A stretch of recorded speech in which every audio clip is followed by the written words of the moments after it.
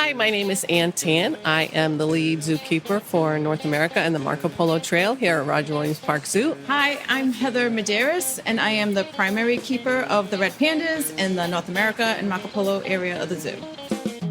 Hello, I'm John Rossi. I'm a touring drummer with a passion for animal conservation.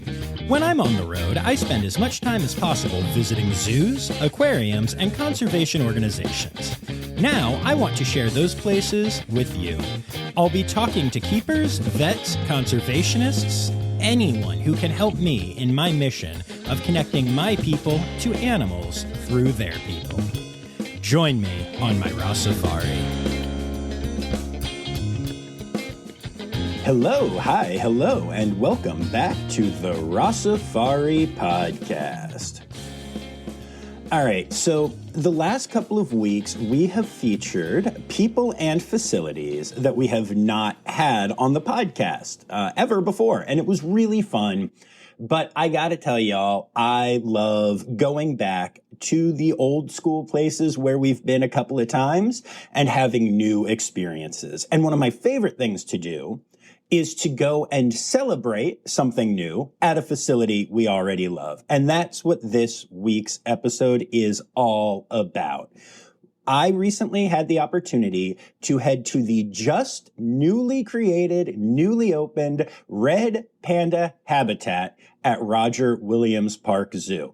Since the last time that I've been at the zoo, they've not only got this new exhibit, but they've got new pandas from other facilities that came in. It's a whole new red panda party in 2024 at Roger Williams Park Zoo. And this episode is here to celebrate all of that.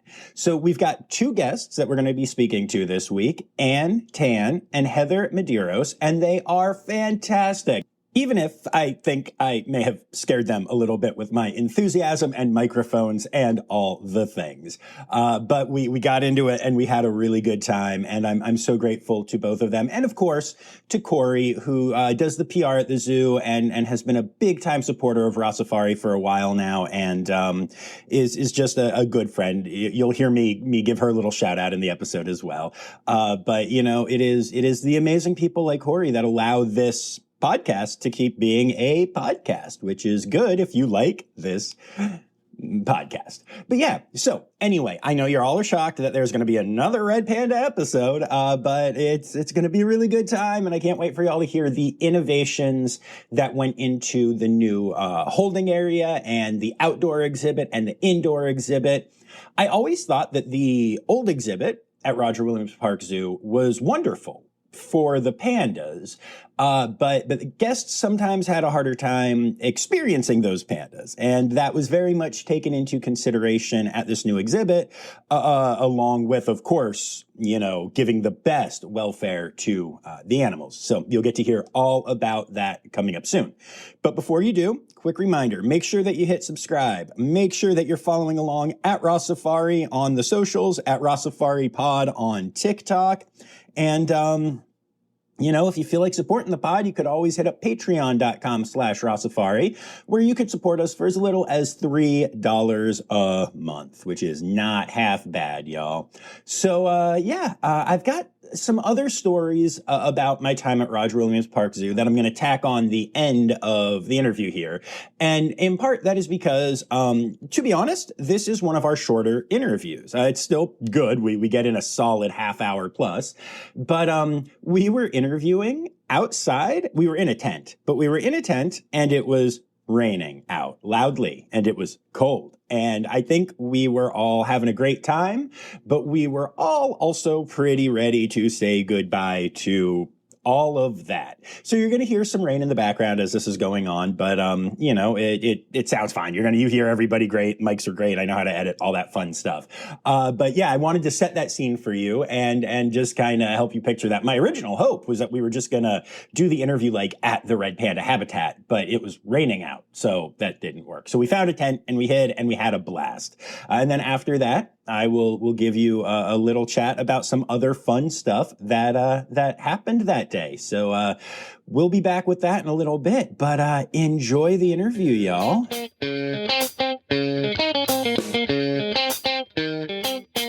Awesome. Very cool. Welcome to both of you. And so we normally start off by going into all kinds of your background and all that stuff, but today we are here to celebrate something very important that has happened at the zoo recently, which is the opening of a new exhibit. So why don't you go ahead and tell us about that? Okay, so our exhibit just recently had the grand opening last week, which was a success. We have a beautiful indoor enclosure. Hold on, before we go any further, what species are we talking about here? Oh, yes. First of all, we are talking about the red panda Yeah, at we Roger are. Williams Park Zoo. Woo. We just recently opened their new habitat, and the grand opening was on Friday. We had our director here, along with the mayor of Providence, to do a bamboo cutting ceremony, which was great fun. And the exhibit is open to for everyone for viewing. We have 2 pandas. Right now, they're having access to the indoor enclosure. As the weather gets a little better, they do have an outdoor habitat as well. Yeah, they do. It's very cool. So we were just over there, and I really love the accessibility that the guests have to the pandas. Not in a touching way, obviously, but visibility-wise. The outside area has some really nice, I think the mesh is really nice. It's a bigger, wider mesh, so you can see through it fairly well. And the indoor viewing is awesome. I love when facilities have indoor viewing. And of course, when we walked over there, first thing right in front of my face is a sleeping red panda, which, I mean, is really what should happen to everyone every day. But, you know, that's just besides the point. So, yeah, let's start off by talking about the exhibit a little bit. Yeah, like I said, I love the exhibit. And I'm just kind of curious, like, when a new exhibit's being designed for, like, red pandas, what kind of thought has to go into it for the pandas and the people? Yeah, absolutely, John. So that is a great question. Thank you. So the habitat was designed with keeping a lot in mind that in the past, the pandas were often given access to their indoor holding during warmer weather because we needed to give them access to air conditioning. Red pandas are very well adapted to New England weather up until we get into summer. And then the temperatures get a little uncomfortable for them. And then we would provide them with access to the air conditioned holding so that they could, maintain their body temperature, regulate, their comfort level. So then, of course, being one of the most popular species at the zoo, they weren't on exhibit. So this exhibit has the ability to view the pandas pretty much all the time, all year round. The indoor habitat has air conditioning. And then the animals are on, exhibit for the public and comfortable at the same time. So I love climate control was a big concern with designing the new panda holding, as well as having enough holding stalls in the event that we do have panda cubs in the future. They'll have 3 holding stalls. We can also get the pandas to come into the holding stalls. We have them conditioned to shift into those. And then we have the outdoor exhibit, which they'll also have access to once we've finished up a bit of that, things that need to get done in that space. Very cool. And one thing that I noticed about, and it's always been this way, even in the old exhibit here, something that I really like is that there's a lot of vertical space for the pandas because, pandas like to be up in trees. And I can tell you, I'm sure you know this now, but Kenji, who I've known for years, loves being up high. That is just his favorite thing is just to disappear up to the top and not be down low. I have been on exhibit with Kenji before and not even known he was there. I was interacting with the other pandas. And then Paul at Cincinnati was like, oh, by the way, look up in that tree. And I was like, panda. He was just very chill. So I love that, the vertical space was something that was clearly thought about. And have you found that the pandas are using that space? Yeah, absolutely. So you're right about Kenji for sure. We noticed pretty much when he came into the quarantine area, which all animals that come into the zoo just go through a standard 30-day quarantine to make sure that they're healthy before they're added into the collection. But yes, Kenji would climb up on top of the heating and air conditioning ducts. He'd get up to the highest point he possibly could. He does the same in the indoor enclosure. When he's out, he wants to get up there quite, just as high as he possibly can, which is, what they would do. Yeah. The red pandas are most comfortable, as you said. Arboreal species, they want to climb. We have a lot of natural climbing structures and and places for them to go. And it goes right up to the viewing window, so the public can see them well. Very cool. So that's some of what went into the panda thoughts of it all. Yeah, but then there are also the people who are back there doing the keeping every day. So why don't you tell us a little bit about what the habitat has for y'all?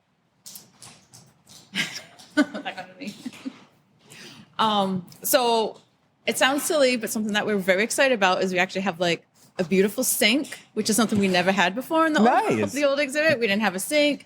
We now have a refrigerator, which is also something we didn't have. We just have to like keep their food elsewhere in the zoo. And like we have like drains, which is also something we didn't have. We weren't able to hose anything in their old holding. It wasn't like a solid floor that could be hosed. So now we have drains, we can hose things. And so it just makes cleaning, like you're actually able to clean very well now. So it's actually like really exciting, even though it sounds silly, but for a keeper, I understand. Believe me, I understand. It's like a dream come true. So I recently started volunteering at Aquarium of Niagara, and I am amazed at what the power of a hose is. Yeah. If I ever were to design my dream home, you would be able to hose down every room, especially like the kitchen and stuff, because we go in there.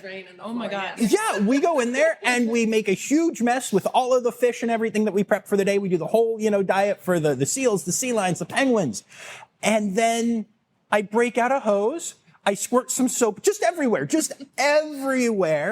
And then I hose it down and the place is clean. And I'm like, this is fantastic. I wish you could just do that at your house. It's amazing. Yeah, no, it is funny. You're right. Back in the day, before I had done any of this stuff, I would have been like, great, a drain, congratulations. But now I'm like, that's so cool. And so I'm curious. So with it being a new area for the humans, how have you all adapted to it? Are you comfortable back there? Does it feel like home yet? It's getting there. It's definitely like an adjustment at first because it's so different from what they had before. It's kind of like night and day. I'm definitely like liking it and loving it. It's just some things you just got to get used to. But All right, we'll be back after this quick break. Hi, this is Kathy Hill from the Indian River Lagoon National Estuary Program. We're all about restoration projects in progress this season on One Lagoon, One Voice. Learn about the great strides the lagoon community is taking to restore and protect the Indian River Lagoon. Each week, we dive deep into discussions with scientists, resource managers, and nonprofit leaders to explore lagoon issues and solutions. From oyster reefs to clam restoration, algae blooms to muck, you'll learn all about the projects we're tackling to bring the Indian River Lagoon back to health.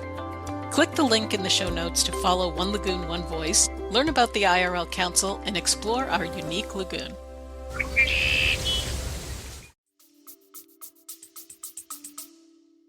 Cool. That's good. That's great.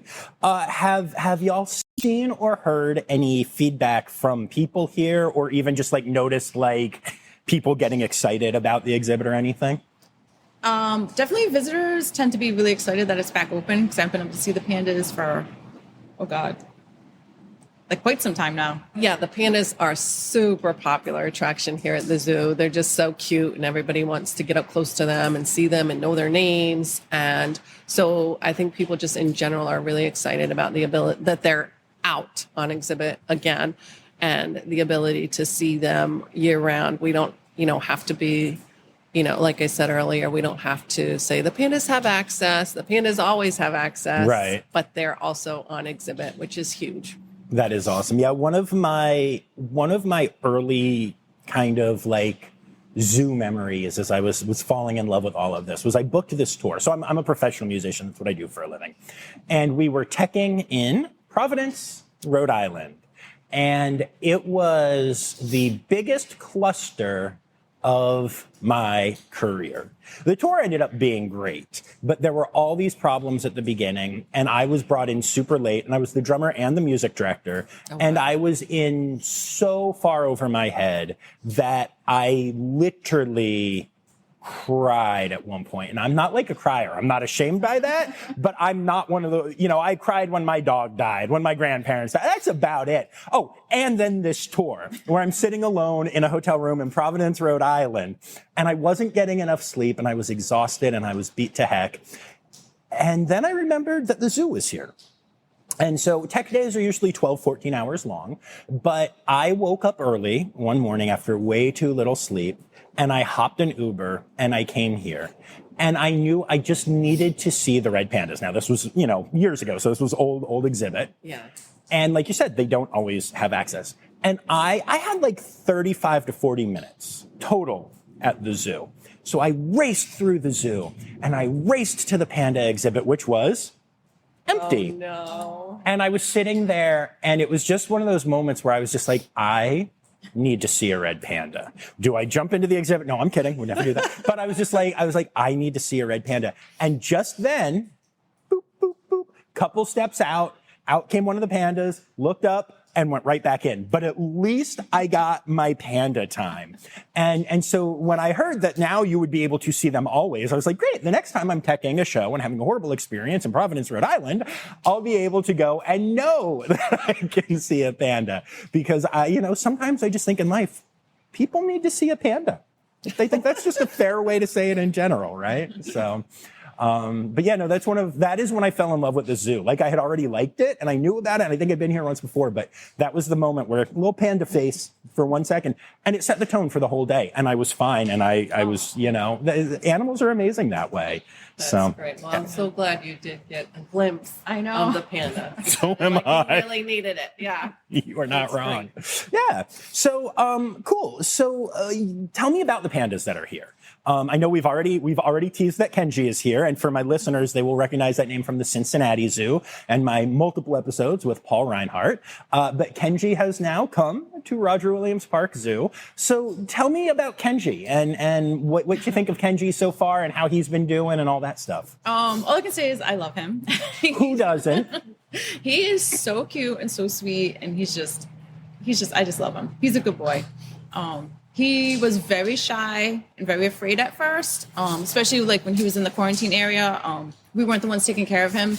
It was different people. So as soon as I got to start taking care of him, it was nice because like the first couple days he was like, I'm not going anywhere near you. And then after a couple days he was like, okay, I'll take food from you. And then he was coming down and he was like, and he just sort of like, was just being a good boy and started working on training and stuff, and he's just doing great. He's a good boy. That's awesome. How old is he again? I can't remember. He is 8. 8? Okay, yeah. I knew he was. Yeah, so he's getting up there, but should have a good amount of time left. Yeah. So yeah, 8's still pretty young. Yeah, well, I mean, especially given the pandas that y'all had here in the past, y'all have a history with some good older pandas, and so that's really exciting.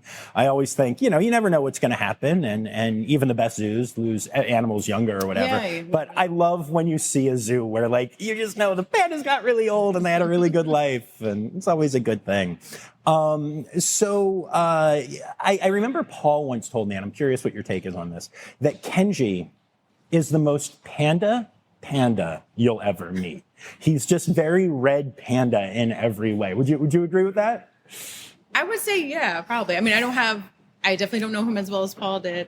But yeah, I mean, he's just like, I think the ultimate red panda. Yeah. Yeah. And then who is our other panda here? Our other panda is our female, and her name is Zan, and she is 3 years old, so she's a little bit younger, and she's a good, sweet girl too. I was going to say. So tell me about Zan, because I know her parents. Oh. Hazel, who was at Woodland Park Zoo with her mate Yukiko, and I got to meet them and go and hang out with them for a while. And now she's at Memphis, and he was an old boy, and he has since passed on. But one of the interesting things to me about the parents was that, especially Yukiko, was just I try not to anthropomorphize too much on here, but Yukiko was like very wise seeming, and like he would just look into your soul And I don't know, there was just something really special about Yukiko, and Hazel's amazing. Hazel was like a star. Hazel loved to like pose for pictures when you met her and stuff. So I'm kind of curious who Zan takes after and what your thoughts are on her personality. Well, she definitely can be a little spicy. That's okay, so takes after Mama is what you're telling me. Especially at first, when she first got here, she was very spicy. That was the reports I was getting. because I wasn't taking care of her at the time. Right. She was in the quarantine area. But yeah, she's not that anymore. Like now that once she got out of quarantine, we started taking care of her. And she was like kind of more in a permanent place. She definitely like was less spicy, and now she's very friendly, and definitely like I think she likes attention. I don't know if she's got the wise part in her yet. She might be a little young for that. That's fair. That's fair. But she just sounds like she takes after her mom. I mean, I have this one picture of me with Hazel where she looks like a stuffed animal. She's like, she threw her paws up on me and I can't even explain it. Like as cute as all red pandas are, and I've met a bunch, but like, I don't know. There's just something about this picture where she's just like, look at me. I'm the star. I'm the cutest thing you will ever meet. And it sounds like maybe she has a little bit of that in her. Oh, yeah, definitely. Yeah, nice. That's very cool. Do the two, are they on exhibit at the same time ever, or is it separate, or? We do have them. We have put them together. They've been locked. Yes, they've been together. We're kind of not doing it 24 hours a day yet. We're still it's more of like a gradual thing. Okay. How's it go? How are they doing? Pretty good. They get along. Like they kind of keep to themselves, but she doesn't like it if he gets too close to her. They're both they do well with each other when they get too close to one another, or they kind of like in each other's personal space, then they get a little concerned about that. In my experience, that's really common. And it's usually the spicy ladies who but that's just like a panda thing. Because I mean, obviously we all know this. I'm talking to my audience. I'm not trying to mansplain to y'all, but they are solitary in the wild, except for when they're breeding. And we know that. And so, it makes sense that sometimes there will be a little bit of that wanting space. But I can tell you everywhere from Greensboro to Columbus to Cincinnati, I have seen that same thing where, especially when a male and a female live together full time or a lot of the time, even when it goes really well, Nashville's another place where I've seen it, there's still going to be that moment of a smack or a chase and then once they have their space. So I think that makes sense to me that's how that goes. Yeah, I think it'll just take some time. Yeah. Because I know like the pair we had before, they were always like sleeping together and were snuggly. So this is just like an adjustment. I think they'll just, need some time to accept each other's presence. Yeah, I think that makes sense. That's very cool. And so you mentioned the potential of breeding. So is there a breeding rec for this pair? Yes. Woohoo! Yeah. Woo! So I'm just going to keep saying woohoo.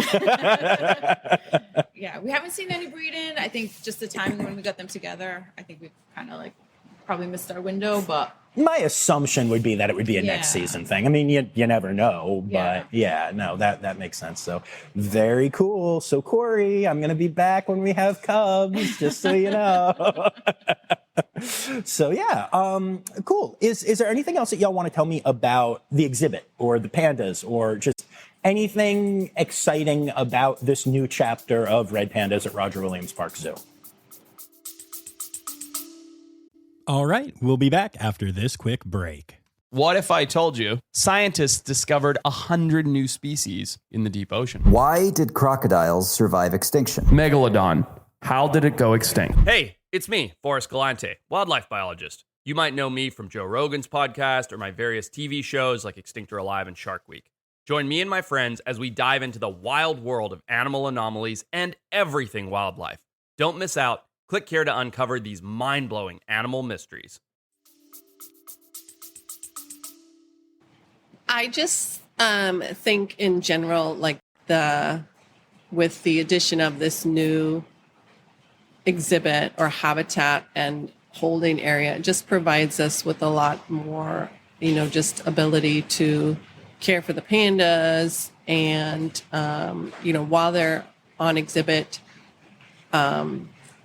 we just have like storage for their enrichment items and just a lot of things that we did before that would just keep, give the keepers the ability to care for them in a more efficient manner.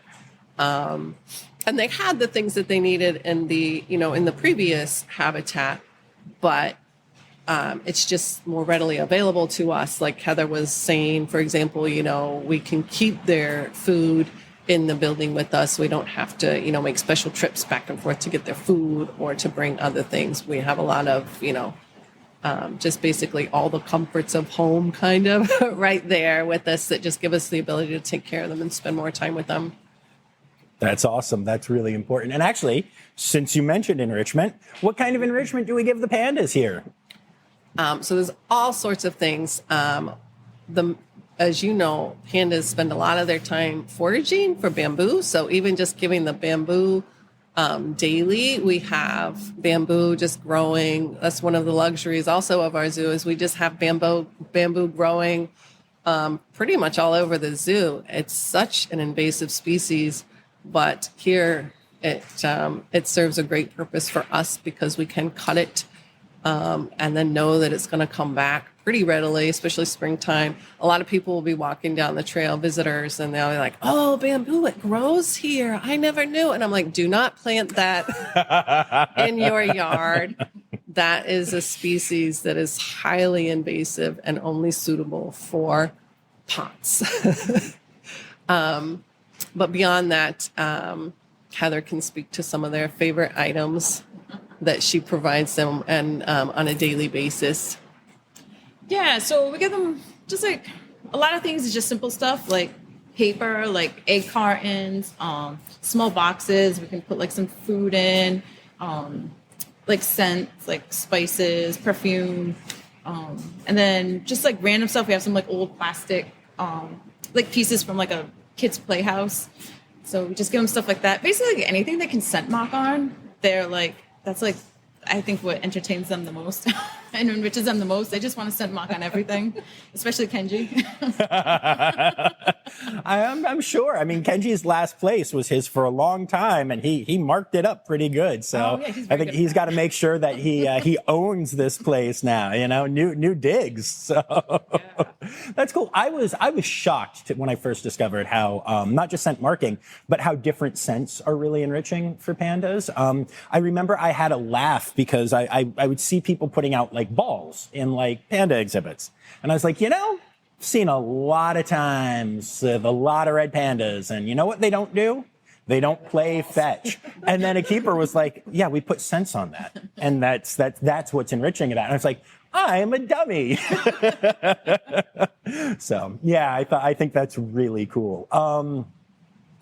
So, all right, so let's take a step back from the pandas because, like I said, normally how I start this, but I was too excited about the new exhibit, is I'd love to learn a little bit about both of you. So, like, let's start off over here and tell me, like, what was your history? What was the, did you always know you wanted to work with animals? Like, what did you do to get where you are now? Yes, I was born with a love for animals. Nice. I don't remember, but my mother told me that I would not go to sleep at night unless she got a cricket from the basement and put it in a box in my room. That's a new one. Okay. So, and I've always just had a fascination with animals, wanted to be with them, spend time with them, take care of them. I've had so many pets. My parents were supportive over the years, and I had quite a few pets growing up. Just to learn about animals and take care of them. And then I went to the University of Georgia. My major was wildlife biology. After school, I did some internships and different jobs. And then I applied for the job here at Roger Williams Park Zoo. And I've been here since 1998. Wow. Okay. Very cool. Very cool. How about you? So I would say yes. I think I've always wanted to be a zookeeper. I always loved animals as a kid, and my pets always had to be with me and stuff. So, yeah, I actually, because I'm so kind of old, I didn't actually now you sort of have a degree to get a job here, but I actually got my experience by volunteering here after high school, and I ended up getting hired on from my experience with that. And that's awesome. yeah, and then I've been a keeper here since 1999. Okay. So. Very cool. Very cool. And what, for each of you, is your favorite species to work with, either present or past? And we have a rule on this podcast. You're not allowed to say you don't have favorites, because I know you do. Every zookeeper likes to lie and be like, oh, we don't have favorites, as then they go home and talk about one animal all night. I don't know if I can pull it down to like exactly one. You can pick one or two. Oh, so the other rule on this podcast, I always get made fun of from my fans because I say, my favorite is, and then reel off a list of 4, 5, 6 different ones. So. All right, so we're talking species or actual individual animals? Let's start with species. Okay. Guess what the next question is going to be then? Species, obviously like the red panda. I mean, they're just like so much fun to work with, and I love them. So they're definitely one of my favorites. And also the red wolf. Like that's just a species that's near and dear to my heart, and I love the project and just the whole story of the red wolf. So, but they're very hands off, so they're not a species you can really like can't really bond and like we don't train, we don't do anything with them, but just so I love the red pandas because like I do get that with them, and going back years, I fell in love and wanted to work at Roger Williams was because of the polar bears. The polar bears like won my heart. So when I got hired on, I got to be in the North America area. Working with the polar bears was like, and we didn't have red pandas at the time, so it was like polar bears and the red wolves were my thing. And then we got the red pandas, so I was like, sweet. Nice, very cool. And how about an individual or two? Oh, well, we had a red wolf years ago, which is why she made me fall in love with red wolves. With our red wolf Sarah and her mom Scarlett. They were like the OGs here, so I just love them. And like the polar bears, Norton and Trixie, and the red pandas. I love Kenji and Zan, but Shaylee, she's the girl she was a red panda female we had before. And she was just amazing. She stole everybody's heart, and, she's no longer with us. We miss her dearly, but she was one amazing little girl. That's awesome. And how about for you? So, yeah, it is really hard to narrow it down to a species. We were just having a conversation yesterday, though. So my pick will be, I am kind of a bird person. I love working with anything here, but I really do enjoy the birds. And one bird in particular is our peafowl blue chicken. He's been at the zoo for a while. We've had a few peafowl. Blue chicken has been here almost 11 years, and he's just a survivor. And he's the funniest bird. He's very intelligent, but he's almost like the supervisor. Anytime there's something going on, he's there. He does like his rounds of the zoo. He's a free roaming bird. The perimeter fence of the zoo does keep him in, but he's just hilarious. He is where the action is, and he's watching. Anytime there's contractors, he is like the foreman, and he just stands there and watches, see what's going on. We just get a kick out of him. I think a lot of people love him. Everybody, wants to feed him and interact with him. And he's a really cool bird. Very cool. Very cool. All right. I love bird nerds. You must have had a blast this summer having NEI here. Oh yeah, that was a real treat. We would often just use our lunch breaks to come up and just enjoy the show, and it was a real treat. And they are back again this season. They just showed up.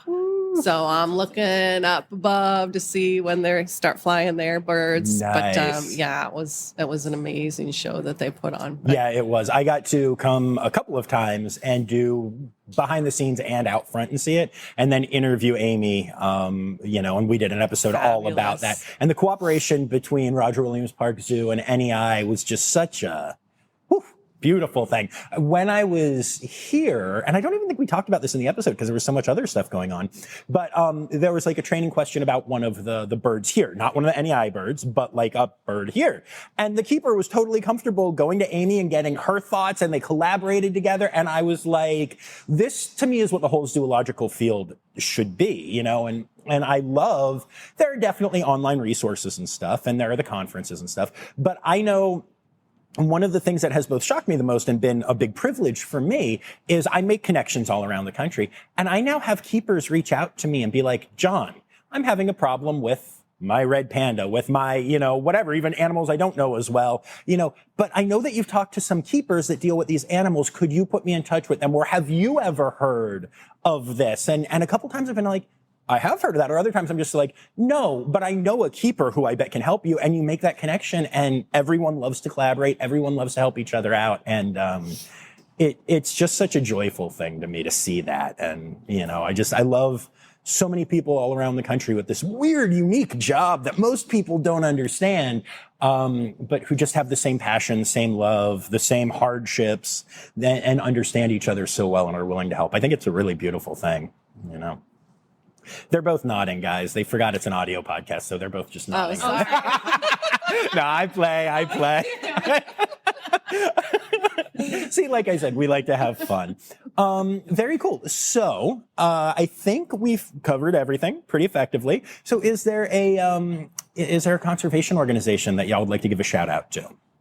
Oh, yeah. So I would, since it's on our kind of like our topic, I would say the Red Panda Network. Woo-hoo. For sure. Yeah.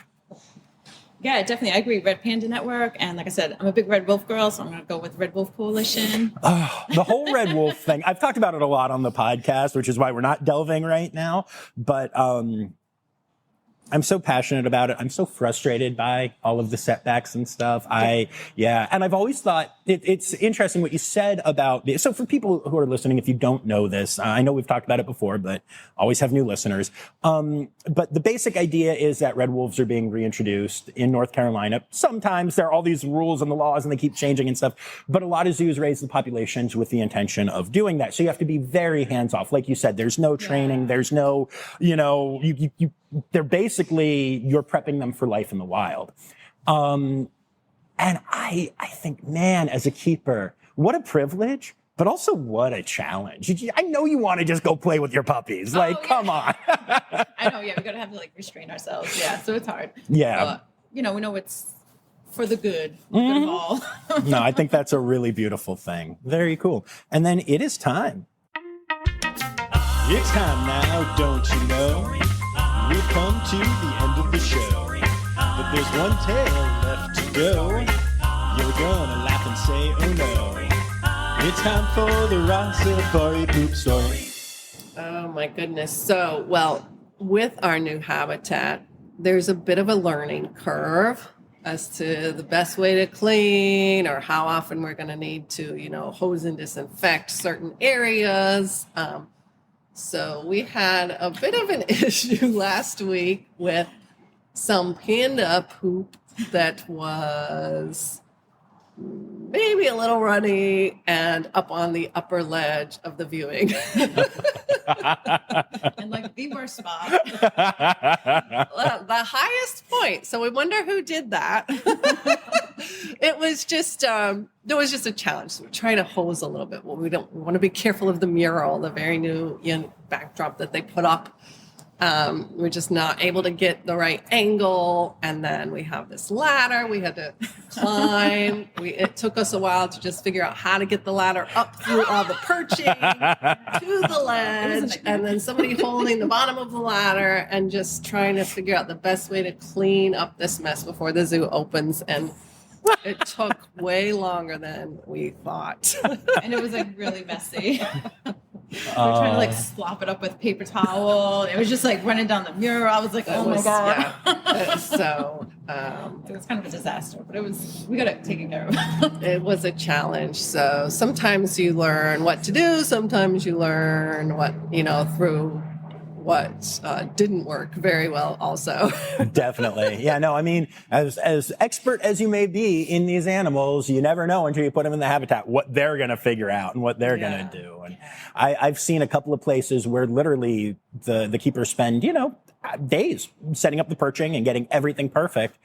And a day later are like, well, this all has to come down and we have to start over because I did not think of A, B, C, or D. Who knew our panda could do that or what, it's interesting. So that's pretty great. Yeah. It was the first time we really had to, cause they're fairly new to this enclosure. And it was the first time we really had to clean up, a big mess and took a little while, but I think we're better prepared for the next time. Amazing. Awesome. Well, thank you both so much for taking the time to do this. I appreciate it. Thank you so much for having us. Yeah, thank you very much. Yeah.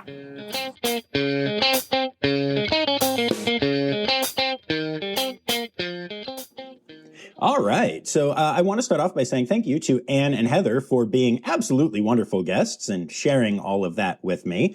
And I also, they were, they were such troopers, y'all.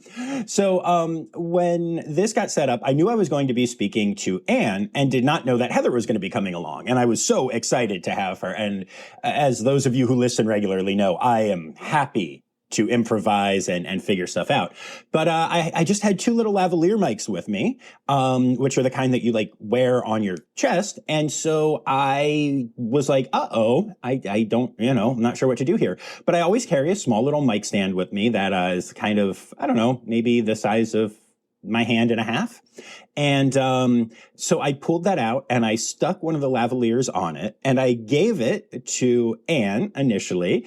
And I was like, here, so you're going to use this and hold this up to your mouth. And then, Heather, when it's your time to speak, we're going to swing that mic on over to Heather, and either Anne can hold it or Heather can hold it. And I'll edit out those awkward transitions.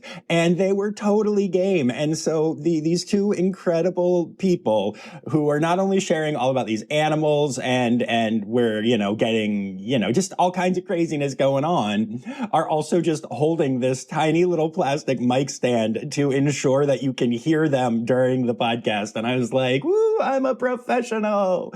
But it worked out really great. And I love that people in the zoo field tend to know how to improvise and just figure stuff out and get it done. And Anne and Heather definitely accommodated me on that one. And I'm really thankful, because without that, I don't know what we would have done. It would have been awkward, whatever else I could have come up with. So I'm very thankful. So I wanted to tell you guys just a little bit. So after I finished up this interview, I was able to go and say hi to Mac. Now, if you've been listening for a while, you'll remember Mac from her episode all about the tree kangaroos at Roger Williams Park Zoo. And Mac has become a very dear friend, and I just love spending time with Mac. Incredible human, just absolutely incredible human. Great heart for tree kangaroos, great knowledge about tree kangaroos and all of the animals. And so if you've noticed any recent pictures on my Instagram or videos of Paya or of LaRue or Morobe, I didn't get any of K-Wing because K-Wing is out on exhibit and being awesome, but whatever. Then you know that I got to spend some time with some tree kangaroos and get some great content for Instagram. And actually, a couple of those photos have gone like pretty viral. But that's not why I care. Let's not even pretend that's why I care. I do think it's cool because at the end of the day, things going viral and getting popular online and stuff, it raises awareness, right? That's why I care about all of that. Obviously, I do not give a poop about virality for virality's sake. But it's cool to see literally thousands and thousands of people seeing and getting excited about a tree kangaroo, a species that when I talk to people about all the time, I regularly am asked, wait, a what now? Is that a thing? I don't think that's a thing. Is that a thing? And it turns out it's not only a thing, but it's an adorable thing that more people are learning about. And that's, it's something that I'm so grateful for being able to be a part of and getting these opportunities to hang out with these amazing animals, but then also getting to share them with, whatever the Instagram algorithm of the day decides I'm allowed to share with a large number of people. Because then other times I post stuff and, no one sees it. Who knows? It's social media. It's weird. But in spending my time with Mac and just kind of talking about all of the awesomeness that is going on in the tree-roo population at Roger Williams, but also the SAFE program and the different animals in human care in the U.S. It was really cool. It was really cool to hear about and to find out some stuff that's going on that I can't quite share here yet. But let's just say it's a good time to be excited about tree kangaroos. And I still have many more photos and I think videos of Paya and the rest of the crew there that I will be sharing on the socials. So again, make sure you're following at Rossifari. And if for some reason, if you're a newer listener and you haven't heard the episode with Mac from Roger Williams Park Zoo, Christine McDonald is her full name, go check it out. It's fabulous because she is fabulous. And then, so the other thing that happened, you heard me mention in the interview just now that, I had gotten to know the team at NEI, the Natural Encounters, Inc., which does the amazing training stuff there, and that does like the bird show there and stuff. And again, if you've been here for a while, you heard the episode with Amy last year, and Danny Poirier-Larson was along with us, and we got to do an interview, and Zoe was there. It was a whole party. We had a great time, met a bunch of birds, got to see some training from up front and behind, and it was incredible. NEI does amazing work, right? Well, I had talked to them in the interview briefly about that experience last year. And then as we were packing stuff up and everything, they were like, NEI's here again. And I was like, no, I know they're coming back this summer. And they said, no, John, Amy got here like 2 or 3 days ago. And I went, wait, what? Amy's here right now? And they were like, yeah. And I was like, Amy Fennell from NEI. And they were like, yes, John. And I was like, okay. So as soon as tree kangaroo time was over, I texted Amy. And I was like, hey, here you're at Roger Williams Park Zoo. And she responded and she was like, how do you know that? And I was like, because I'm here and they told me. And so I got to go and hang out with the NEI crew 2024. Some returning people from last year and some new ones that'll be there doing the bird shows again. And they're doing 2 bird shows. They're doing kind of a main stage one and then the smaller one that is incredible. And some of the birds are back. Some of the birds are new. But what I can tell you is it is awesome to see. It is awesome to see these birds getting to exhibit natural behaviors in a cool, fun, exciting way. The new birds are stunning. I got to go back and meet them and see all the old ones again. There are some really amazing birds there. And, I think we spent a little bit of time talking about some cool stuff, including how the fact that some of the birds are veterans and the trainers are rookies, that in a way, the birds are training the trainers. And I love that attitude. I love that thought process. I love that they learn from each other and don't think of it as just like human teach bird or whatever. It's such a healthy relationship. And I have to tell y'all, I lit up when I saw and heard that Amy and the crew were going to be there, and spent way too much time. I just stole way too much of their time sitting and chatting and talking about stuff. And Amy and I talked about some possibilities of doing some stuff for the pod and stuff. And there's a lot of really good going on. So I wanted to update y'all on both of those experiences because I know that y'all love the tree kangaroos at Roger Williams, and the NEI team stuff is always incredible. I mean, I'm still blown away by the fact that, like, yeah, Steve Martin knows who I am. Steve Martin encouraged people to listen to the podcast. That's cool. But it's not just that, it's him. It's that whole team, because they are so good at what they do. They are so focused on training. And honestly, they're just people who want to help good people get ahead and build what they do in the industry. And I just love them. So, if you haven't had a chance again to check out all of that stuff, the Amy Fennell episode, all of that, go do it. But the big takeaway here is that I don't care if you are in New England or not. You need to get your butt to Roger Williams Park Zoo this summer, because you are going to see a brand new red panda habitat.